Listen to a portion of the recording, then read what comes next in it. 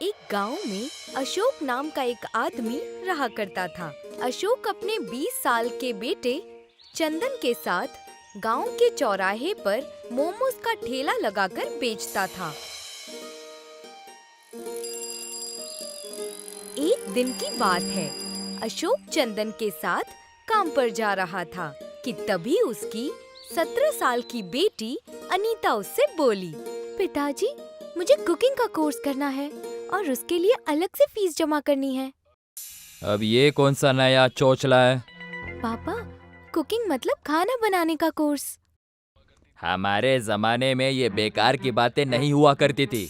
अरे तुम्हारी अम्मी इतना अच्छा खाना बनाती है, फिर तुम्हें ये बेकार का कोर्स करने की क्या जरूरत है? मैं फालतू में पैसे खर्च नहीं कर सकता। अशोक की बात सुनकर उसकी बीवी बिंदु उससे कहती है, आपका जमाना कुछ और था जी, अब जमाना बदल गया है। बिटिया का दिल मत तोड़ो। तो बिटिया को रेस्टोरेंट में जाकर खाना बनाना है। अरे अपनी ससुराल में चूल्हा चौकी ही करनी है। वैसे भी मैं इसकी पढ़ाई छुड़वा दूंगा। इतना कहकर अशोक अपने बेटे चंदन के साथ गांव के चौराहे पर मोमोज बेचने चला गया। अशोक चौराहे पर पहुंचा ही था कि तभी वहां पर गांव का मुखिया आ गया। और सुनाओ अशोक, क्या हालचाल है?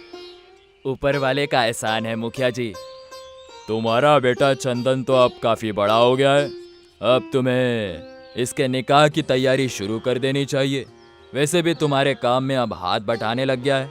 बात तो अब बिल्कुल ठीक कह रहे हैं, लेकिन मगर मैं चाहता हूँ कि पहले मैं अपनी बेटी अनीता की शादी कर दूँ। अनीता तो अभी केवल 17 साल की है अशोक। सबसे पहले तो तुम्हें उसे स्कूल से हटाना चाहिए, क्योंकि लड़कियों को पढ़ाने लिखाने से कोई फायदा नहीं होता है। अगर लड़कियां पढ़ लिख कर कुछ बन भी जाए तो फिर वो अब्बू का सहारा नहीं बनेगी, बल्कि अपने शौहर का सहारा बनेगी।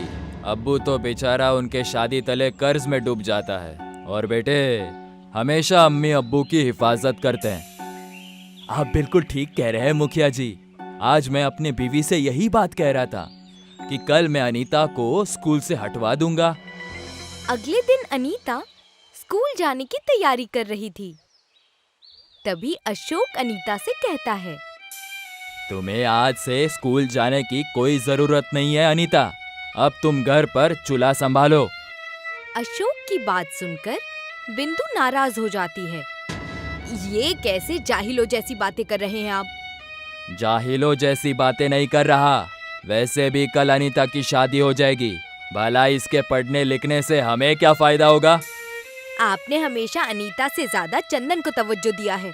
आप चंदन के प्यार में इतना खो गए हैं कि आपको चंदन में कोई बुराई ही नजर नहीं आती। कभी पूछा है आपने कि आधी रात को घर पर क्यों आता है? आखिर कहाँ जाता है ये? क्या करता है? चंदन लड़का है बिंदु, और लड़के शाम के बाद घर पर नहीं बैठते, बल्कि वो अपने दोस्तों के साथ बैठते हैं। महीने के 10 दिन ही आपके साथ काम पर जाता है और बाकी के 20 दिन सिवाय आवारागर्दी के कुछ नहीं करता है। पढ़ाई लिखाई तो चंदन के दिमाग में कभी घुसी ही नहीं।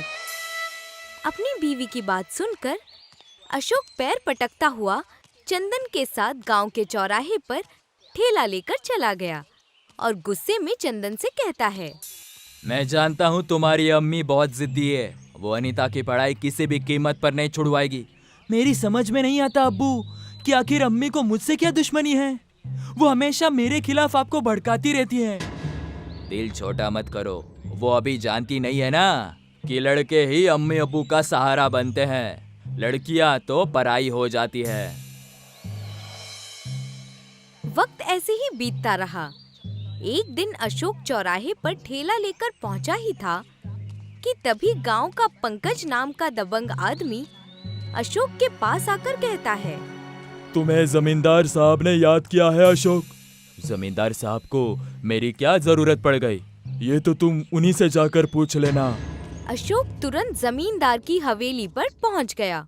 जमींदार अशोक की ओर देखकर कहता है, तुम्हारा बेटा झूठ बोलकर पिछले 2 साल से मुझसे पैसे लेकर जा रहा है। अब तक वो पूरे 10 लाख रुपए उधार ले जा चुका है। किस तरह का झूठ बोलकर? यही कि तुम्हें कैंसर है और वो तुम्हारा इलाज करवा रहा है। कल मुझे पता चला कि वो सारे पैसे जुए में उड़ा रहा है। कल जब मैंने अपने पैसे मांगे तो वो कस्बा छोड़कर ही भाग गया। अब उसके रकम की भरपाई तुम पूरा करोगे। जमींदार साहब, मेरा बेटा ऐसा नहीं कर सकता। मैंने मेरे अब तक पूरे 10 लाख रुपए दिए हैं, वो भी लिखा पढ़ी से। मैं तुम्हें 10 दिन की मोहलत दे देता हूँ। अगर 10 दिन में मेरे 10 लाख रुपए मुझे वापस नहीं मिले तो फिर मैं तुम्हारे ही घर से तुम्हें धक्के देकर बाहर निकाल दूंगा। अशोक मुंह लटकाकर अपने घर पर आ गया और सारा मसला रोते हुए अपनी बीवी को बताने लगा।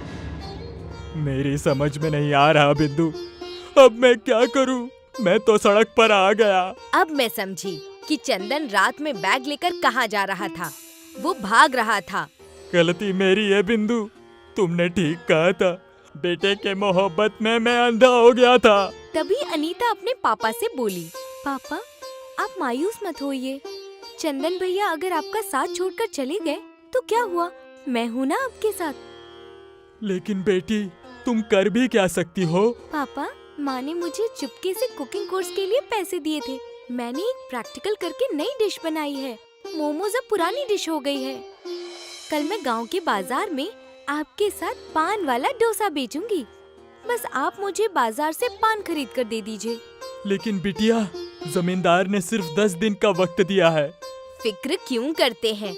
हो सकता है कि बिटिया के बनाए हुए पान डोसा जादुई साबित हो।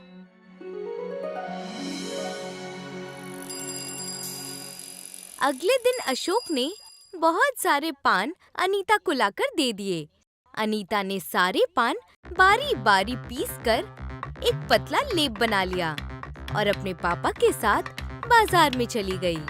बाजार में अनीता ने एक बड़ी सी कढ़ाई में गरम तेल डालकर पान का लेप डाल दिया।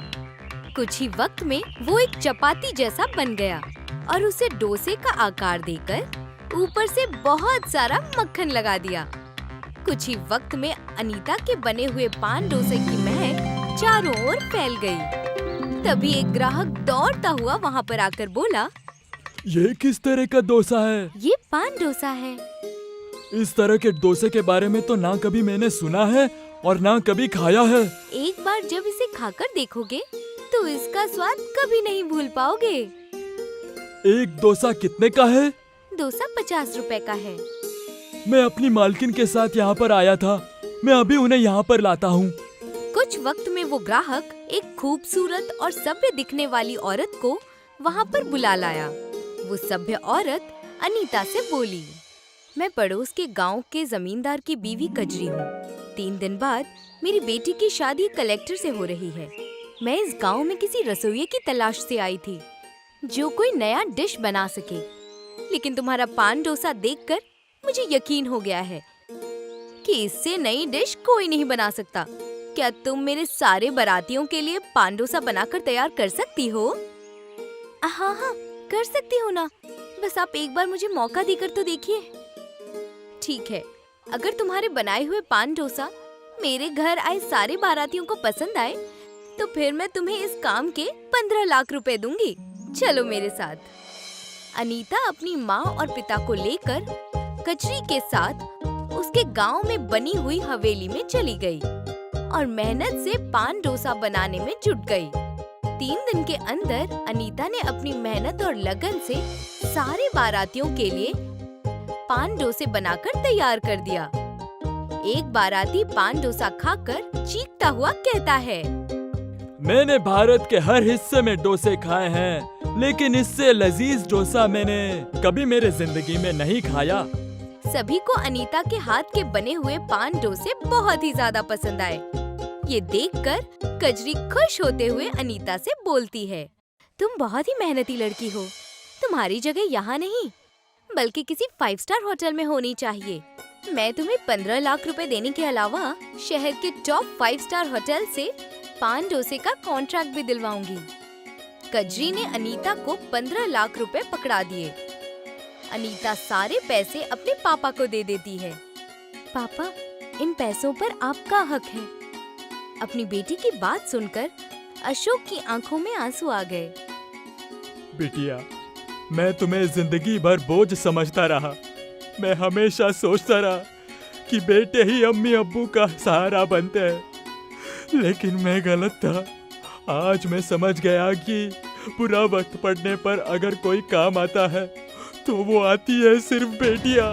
अशोक सीधा जमींदार की हवेली पर जाकर पैसे देते हुए कहता है, जमींदार साहब, ये लीजिए आपके 10 लाख रुपए।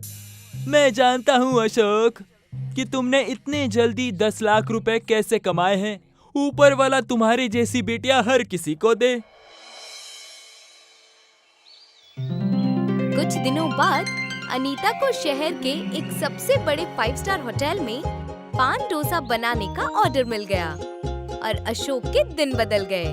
अनीता अपने पापा अशोक से कहती है, पापा, अब आपको बाजार में ठेला लगाने की कोई जरूरत नहीं है। अब हम अपने झोपड़पट्टी की जगह एक बहुत अच्छा घर बनवाएंगे। मैं आपको और माँ को कभी नहीं छोड़ूंगी।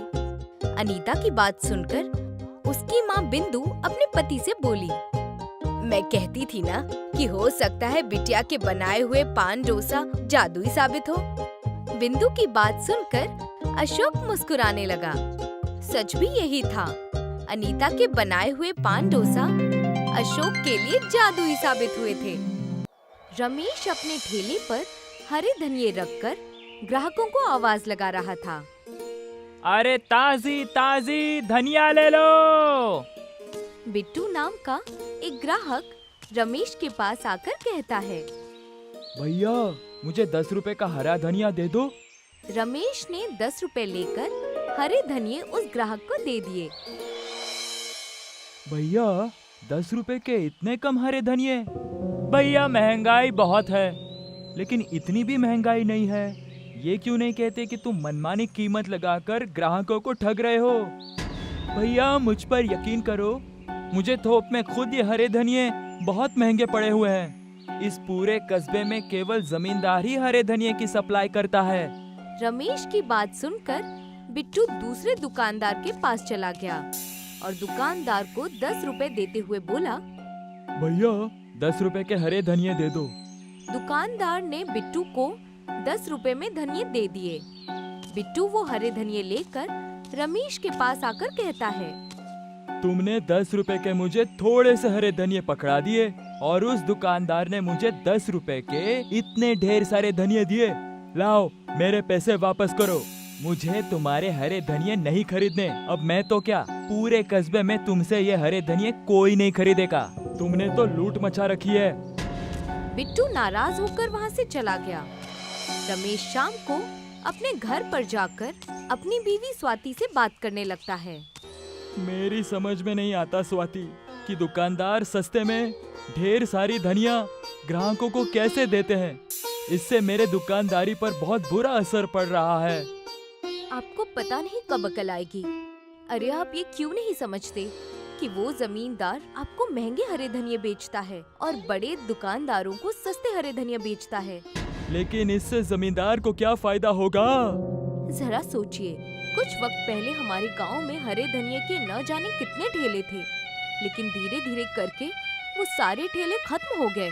अब इस गांव में केवल आप ही ठेले पर हरे धनिये रखकर बेचते हैं। जिस दिन आप भी इस धंधे को बंद कर देंगे, उस दिन दुकानदार मनमानी रेट में ग्राहकों को हरे धनिये बेचेंगे। तुम ठीक कहती हो स्वाति, मुझे इसके बारे में जमींदार से बात करनी होगी। अगले दिन रमेश गांव के जमींदार के पास चला गया। रमेश को देखकर जमींदार ने कहा, क्या बात है रमेश, कल ही तो तुम मुझसे हरे धनिये लेकर गए थे, क्या इतने जल्दी तुमने वो बेच दिए? मैं इसी सिलसिले में आपसे बात करने के लिए आया हूँ। क्या हुआ, सब खैरियत तो है? जमींदार साहब, सारे कस्बे वाले के दुकानदारों को आप ही हरे धनिया बेचते हैं, लेकिन मैं कुछ दिनों से देख रहा हूँ तो सारे दुकानदार ग्राहकों को कम रेट में ज्यादा धनिया देते हैं। ये तो अच्छी बात है रमेश, तुम भी कम रेट में ग्राहकों को बेचो।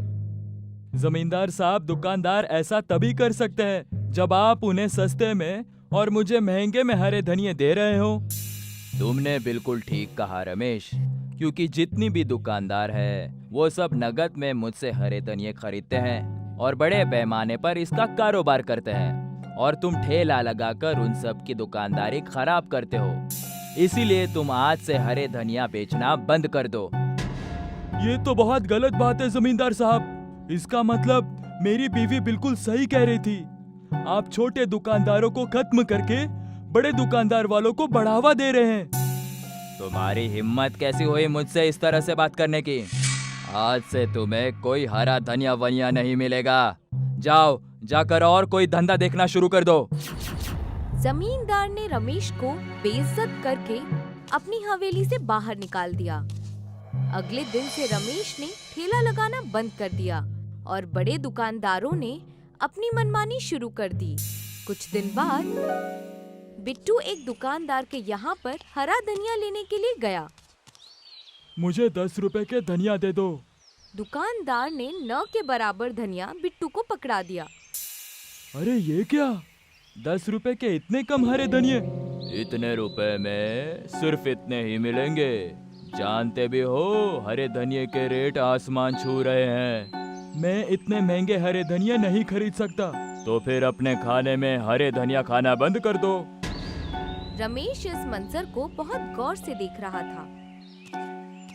वो मायूस होकर अपने घर पर आकर बैठ गया कि तभी गांव के बलिया नाम के एक बुजुर्ग वहां पर आ गए। अरे बलिया चाचा, आप अचानक यहाँ कैसे? तुम्हारे साथ जमींदार ने बहुत गलत किया। जमींदार को ऐसा नहीं करना चाहिए था।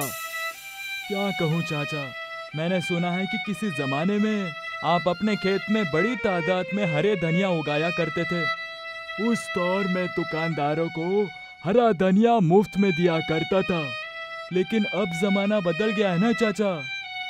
जमाना चाहे भले ही बदल गया हो रमेश, लेकिन हरे धनिया का जादुई गांव अभी भी है। ये सुनकर रमेश बुरी तरह से चौंक जाता है। मैं आपकी बात का मतलब नहीं समझा चाचा। रमेश, कस्बे के सभी लोग ये समझते हैं कि मैं अपने खेत में हरे धनिया उगाया करता था, लेकिन ये हकीकत नहीं है। हकीकत तो ये है कि मैं उस दौर में हरे धनिये के कस्बे से लेकर आता था, जो कि एक खुफिया कस्बा है।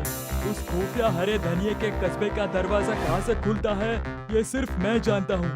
मैं चाहता हूँ कि तुम उस खुफिया हरे धनिये के कस्बे में जाओ और तुम उन हरे धनिये को लेकर पूरे कस्बे में मुफ्त में बांटो, और फिर तुम कमाल देखना। बलिया चाचा, कहीं आप मजाक तो नहीं कर रहे ना? नहीं रमेश, हमारे कस्बे से दूर एक तालाब है जो कि भूत प्रेत से नाम मशहूर है। तुम उस तालाब के अंदर कूद जाना। तुम खुद खुफिया हरे धनिये के कस्बे में पहुंच जाओगे। और हाँ, इस राज को अपने अंदर छिपा कर रखना। इतना कहकर बलिया चाचा वहाँ से चले गए। जहाँ तक बलिया चाचा को मैं जानती हूँ, वो कभी झूठ नहीं बोलते। तुम्हें एक बार ऐसा करना चाहिए। मैं चाहती हूँ कि उस जमींदार की दुकानदारी इस गांव में जड़ से ही खत्म हो जाए। रमेश बलिया चाचा की बताई हुई जगह पर चला गया और उस तालाब को गौर से देखने लगा। रमेश उस तालाब के अंदर कूद गया। उसने खुद को एक अजीबो-गरीब गांव में पाया। रमेश ने देखा कि उस गांव में ऐशो आराम की हर चीज मौजूद थी, मगर वो सब हरे धनिये के ही बने हुए थे। रमेश हैरान रह जाता है। ये तो बड़ा ही अजीबो-गरीब कस्बा है। यहाँ तो हर एक चीज हरे धनिये की बनी हुई है। तभी रमेश के कानों में एक आदमी की आवाज टकराई। तुमने ठीक कहा, ये जादुई हरे धनिये का कस्बा है। रमेश ने देखा कि वो आदमी साइकिल पर बैठा हुआ था और उसे देखकर मुस्कुरा रहा था। मैं यहाँ से हरे धनिया ले जाना चाहता हूँ। तुम यहाँ से जितने भी हरे धनिया ले जाना चाहते हो, ले जाओ। यहाँ से हरे धनिये ले जाने की कीमत नहीं चुकानी पड़ती। रमेश बहुत सारे हरे धनिये लेकर तालाब के किनारे आ पहुँचा और तालाब के अंदर कूद गया। और तालाब के अंदर कूदते ही रमेश अपने गांव में आ गया। अरे वाह, जादुई हरे धनिये के कस्बे से आने और जाने का रास्ता तो बड़ा ही आसान है। अब मैं रोज वहाँ से हरे धनिये लाकर कस्बे में मुफ्त बांटूंगा। रमेश उस दिन से गांव में मुफ्त धनिया बांटने लगा। कुछ दिन बाद एक ग्राहक रमेश से आकर कहता है, अरे भैया, तुम्हारे यहाँ के हरे धनिये में कोई दवाई मिली हुई है तब? नहीं तो क्या हुआ, सब खैरियत है? मेरी बीवी के पेट में बहुत दर्द रहता था, लेकिन जब से उसने तुम्हारे हरे धनिये को खाने में डालना शुरू कर दिया, तब से वो बिल्कुल ठीक है। इतना बोलकर वो आदमी रमेश को बहुत सारे पैसे देकर चला गया। कुछ दिन के बाद रमेश के लाए हुए हरे धनिया खाने से रमेश के गांव के बीमार लोग सही होने लगे और रमेश को बतौर इनाम बहुत सारे पैसे देकर जाने लगे।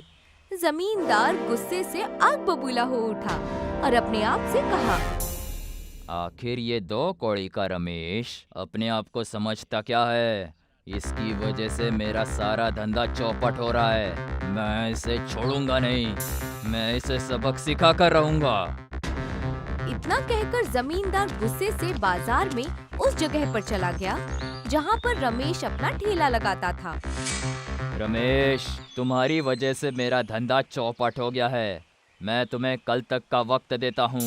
इस कस्बे को छोड़कर चले जाओ, नहीं तो मुझसे बुरा कोई नहीं होगा। रमेश को कुछ भी करने से पहले एक बार सोच लेना जमींदार। क्या कहना चाहते हो तुम? रमेश के लाए हुए हरे धनिया खाने से कस्बे के तमाम लोग ठीक हो गए और रमेश हमसे हरे धनिये के पैसे भी नहीं लेता है। तुम सब पागल हो गए हो। ये मुफ्त में हरे धनिये जरूर देता है, लेकिन कस्बे के न जाने कितने मूर्ख लोग इसके हाथ में बहुत सारे पैसे देकर चले जाते हैं। क्या कभी इसके बारे में सोचा है तुमने? क्योंकि उनके खानदान में सालों से बीमार लोग रमेश के हरे धनिया खाने से ठीक हो जाते हैं। तुम पागल हो गए हो क्या? कभी तुमने इससे पूछा है कि आखिर रोज रोज इतने ढेर सारे हरे धनिया लाता कहाँ से? मुझे यकीन है कि ये जरूर कहीं से चोरी करके लाता होगा। तभी वहाँ पर बहुत सारे लोगों की भीड़ इकट्ठी हो गई। उस भीड़ में से एक आदमी जमींदार से कहता है, कहीं से भी लाता हो, हमें इस बात से क्या लेना देना।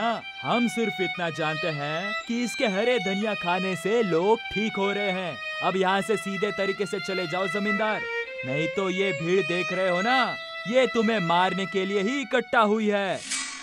भीड़ देखकर जमींदार बुरी तरह से डर गया और वो चुपचाप वहाँ से चला गया। जमींदार इतना डर गया कि अगले दिन गांव छोड़कर ही चला गया। रमेश की बीवी स्वाति रमेश से कहती है, मैंने आपसे कहा था ना कि बलिया चाचा कभी झूठ नहीं बोलते। तुमने ठीक कहा था स्वाति।